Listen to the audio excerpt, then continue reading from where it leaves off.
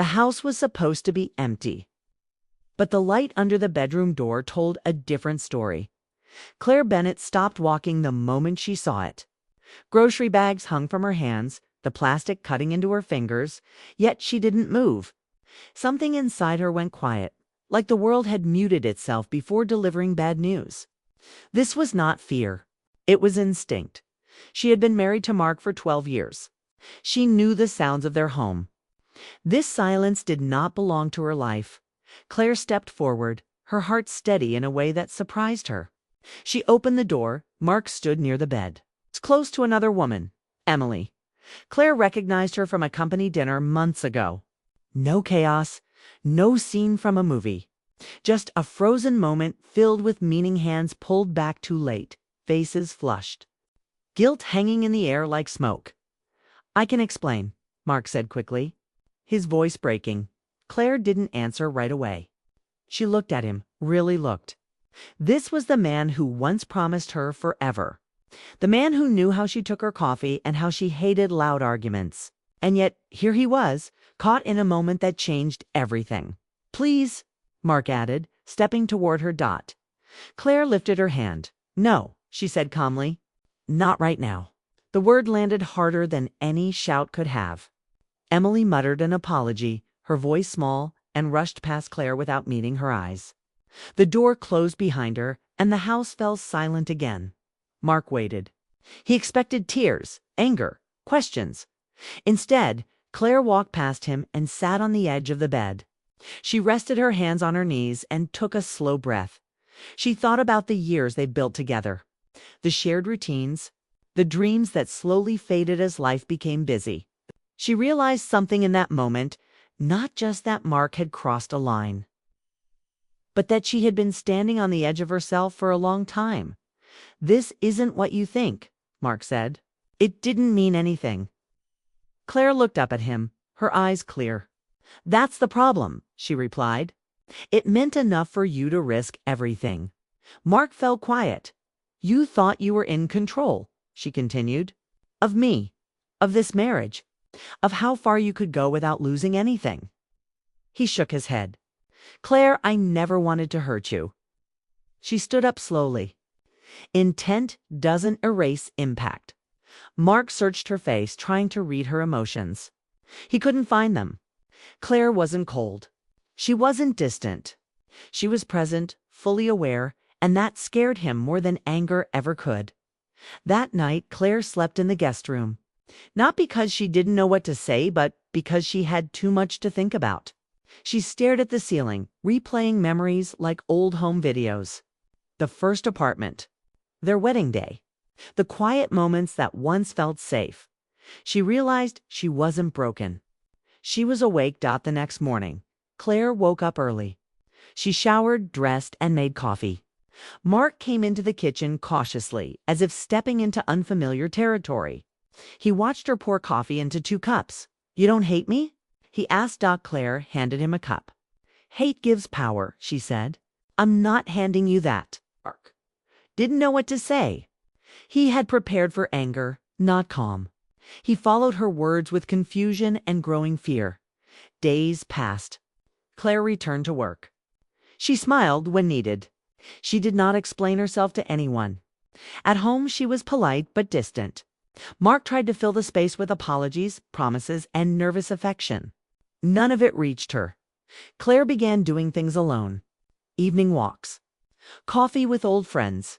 She joined a book club downtown, something she had always wanted to do but never made time for.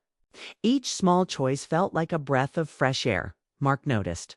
"You're changing," he said one night. "I'm remembering who I am," Claire replied. He asked questions she didn't answer. He grew restless when she stayed out late, not because he didn't trust her, but because he no longer controlled the story. That terrified him. One evening, Mark confronted her in the living room. "Are you planning to leave me?" Claire met his eyes. "I'm planning to choose myself." That answer stayed with him long after she went to bed. Claire started therapy. Not to fix the marriage, but to understand herself. She talked about love, loyalty, and the quiet ways people lose their voice. Each session strengthened something inside her. Mark tried harder. He cooked dinner, left notes, promised change. Claire saw the effort, but she also saw the fear behind it. He wasn't fighting for love, he was fighting for control. One night, as they sat across from each other in silence, Claire understood the truth clearly for the first time. Catching Mark with another woman wasn't the end. It was the beginning of her honesty. She wasn't staying because she had to. She wasn't leaving because she was angry. She was standing still long enough to decide what her life would look like next. Mark believed time would soften her, that she would forgive, forget, and return to the version of herself that fit neatly into his world. He was wrong. Claire wasn't planning revenge. She wasn't planning drama. She was planning freedom. And Mark had no idea what was coming next. Claire woke to sunlight spilling across the kitchen floor, warm and steady, like a reminder that life moved forward whether she wanted it to or not. Mark was already there, hovering near the counter, uncertain, holding the cup she had poured for him. The sight of him was familiar, but it no longer held comfort, held a question she had been asking herself since that night. Who did she want to be now? And could she finally let go of the life she thought she had? Mark's voice broke through her thoughts. "Claire, do you hate me?" He asked cautiously, like testing ice before stepping onto a frozen lake. She didn't flinch. "Hate is too simple," she said softly, "and it gives power to the wrong person."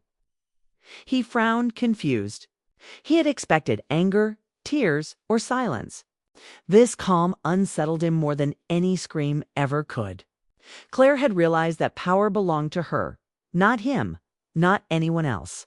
She could choose the next chapters, and for the first time in years. She was holding the pen. Days passed, and life returned to a kind of ordinary rhythm. Claire went to work, met friends, took long walks in the park. She started small, rebuilding herself quietly. She smiled more. She laughed more. But she shared less with Mark. He noticed the subtle shift and felt it in the pit of his stomach. The control he thought he had over her was slipping, and it terrified him. "Are you seeing someone?" he asked one evening, unable to hide his anxiety. Claire met his gaze evenly. "I'm seeing myself clearly for the first time in years," she replied. The words hit him like a cold gust of wind, sharp but impossible to resist.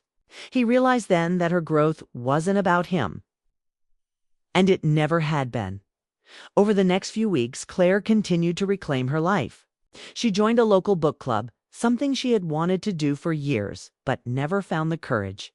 She signed up for a painting class and started journaling her thoughts each night. She connected with friends she had lost touch with, and she allowed herself to feel the weight of her own presence without fear or apology. Mark tried to follow, to reach her in small ways. He cooked dinner, left notes, texted apologies. He even tried to show up at her friends' gatherings, smiling nervously and hoping she would fall back into the old rhythm. But Claire didn't respond the way he expected. She wasn't reacting. She was deciding. Every step she took, every choice she made, reminded him that she was no longer in his orbit. She was orbiting herself. One evening, Claire invited him to sit down at the kitchen table. The air was quiet, still, heavy with unspoken words. Mark shifted nervously, unsure whether to expect confrontation or forgiveness. "I stayed longer than I should have," she began. Her voice calm, not because I didn't know my worth, but because I forgot to choose it. Mark looked at her, almost pleading. "Can we fix this?" Claire nodded slowly, but her eyes were resolute. "We already have. Just not the way you hoped." She slid a set of papers across the table. Separation papers. Calm, respectful, final. Mark's shoulders slumped, his confidence crumbling. You don't want revenge. I don't want to punish you." Claire said softly, "I just won't live small to make you comfortable." Mark left that night feeling hollow, weighed down by the reality that he could no longer shape her life with excuses or promises. Claire watched from the window, feeling a strange mix of relief and sadness, but mostly clarity. She realized that freedom wasn't about leaving someone else behind. It was about finding herself first. The days that followed were quiet but alive. Claire established routines that made her happy. Morning walks along the lake, evening classes, coffee with friends who reminded her of who she was. She discovered that small choices held immense power, deciding how to spend her time, how to speak to herself, how to smile. These were victories she hadn't allowed herself before. Claire's confidence grew, with it a sense of peace. She was no longer defined by betrayal or fear of what could go wrong. She didn't need someone else to validate her existence. She didn't need Mark's approval or anyone else's to feel complete. One afternoon, sitting in a sunlit cafe, Claire watched people walk by and realized how much of the world she had missed by living small. Children played, couples argued quietly, strangers smiled at each other. Life moved forward regardless of heartbreak, betrayal, or loss. And she was ready to move forward with Eton her own terms. Mark occasionally called, leaving messages that grew increasingly uncertain, desperate even, as he tried to understand the person she had become. But Claire no longer hurried to answer. She knew that reclaiming her life wasn't about dragging someone else along. It was about standing firm, rooted in her own truth. Months later, she attended a gallery opening she had been invited to by a friend. The room buzzed with conversation and laughter. People admired art, exchanged ideas, and celebrated life. Claire stood near a painting, appreciating the colors, the chaos, the beauty. She realized she had found a rhythm, a pulse, a voice that was entirely hers. Her phone buzzed, another message from Mark. She didn't open it. Not because she was angry, but because she didn't need to. Her story wasn't defined by him anymore. Every choice she made, every step she took, was hers and hers alone. That night, Claire sat by the window, watching the city lights twinkle like scattered stars. She thought about the life she had before, the life she almost lost, and the life she had reclaimed. Catching her husband with another woman hadn't broken her. It had reminded her of something she had almost forgotten. That she had the power to define her own happiness. She didn't scream. She didn't beg. She didn't cry endlessly. She simply chose herself day by day, moment by moment. And in that choice, she discovered freedom, strength, and an unshakable sense of peace.